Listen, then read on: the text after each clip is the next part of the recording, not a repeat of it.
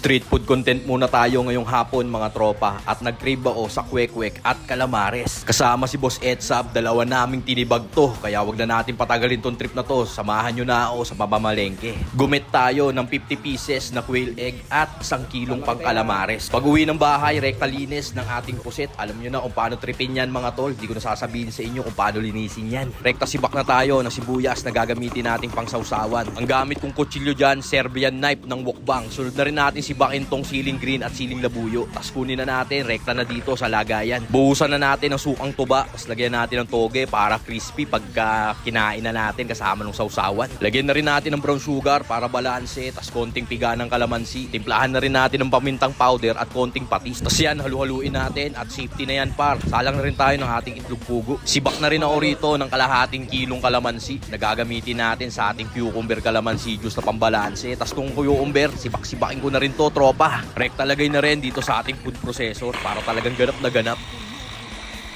Yan no, bisa na niyang par, rekta lagay na natin dito sa ating palamigan. Pigaan ko na rin ng kalahating kilong kalamansi tsaka natin lagyan ng yelo. Napakabisang pambalanse ni Tito Otits to par, wala tong asukal. Dito na tayo sa ating 1 kilong calamares. Sinibak-sibak ko lang ng trip ko yan, tol. Tapos rekta timpla ng paminta at asin. At pigaan na rin natin ng kalamansi. Safe na yan, tol. Gawa naman tayo ng butter mix ng ating calamares. Harina, cornstarch, calumet, tsaka mga pampalasa lang yan, mga tropa. Buhusan natin ng tubig na malamig. Tapos halu-haluin natin at parang tempura butter mix na yan. Hanguin ko na rin tong mga pugo natin. Tapos gawa na tayo ng butter mix. Pinagsama-sama ko na lang tong mga mabibisa nating sangkap. Tubigan ko na rin sabay halo at safety na yan, tol. Gawa na tayo ngayon ng manong sauce. Tubig, asukal, toyo lang yan, sabay halo. Nung kumulo, lagyan ng cornstarch slurry at safety na rin yan, par. Rektahan na natin ang mantika.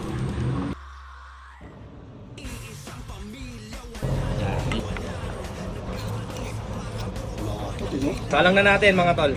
Quick trip naman at calamares. Itong mabisang trip, food trip. Ito na yan, oh. Banat na. Nakuhakan na.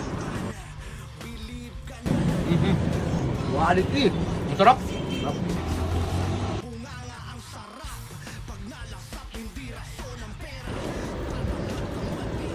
sa akin mga tropa.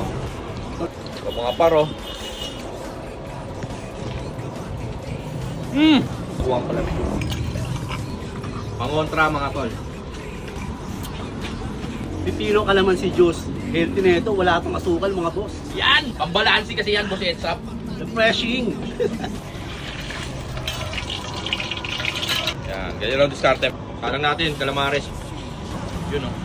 Paborito ko kasi to mga tol. Kaya talagang lagi ako nagluluto nito. Parang tempura calamares, no? Dito naman tayo sa manong sauce.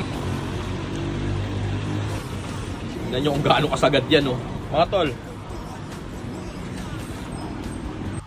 Mga boss, dito naman tayo sa manong sauce na ginawa ng Tito Otis natin.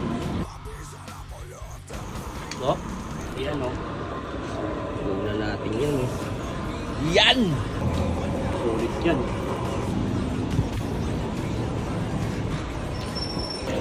Ito na lang po. Ito lang ba? Butter mix ginamit natin, tol. Hindi tayo gumamit ng harinang pang-coating. Para hanggang dulo, safe na safe pa rin. Ito pa naman. Calamares mga tol. Sarap. Tapon. Yun mga tol, ngayong gabi, ito na yung nagawa natin mabisang pulutan. Kuha tayo ng on the spot kwek-kwek at on the spot calamares. Sarap yan. Pero ano, Jim, syempre. Yes, tol. Bisa niya. Nakita. Sige. Balance chaser, no? Balanse, tol. Sa akin.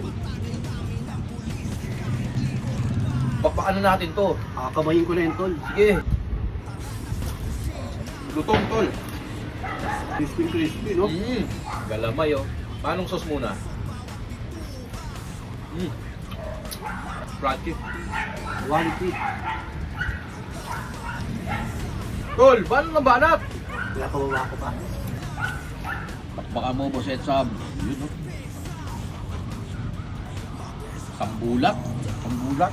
O, Boss Edsab, kanya-kanyang tagay na lang. Yan. Panat ang panat, tol. Sarap. Boss Boss Edsap, sa akin na. Kaya mo to. Ganda na naman ang gabi natin eh. Talaga naman, talap na naman ang gabi.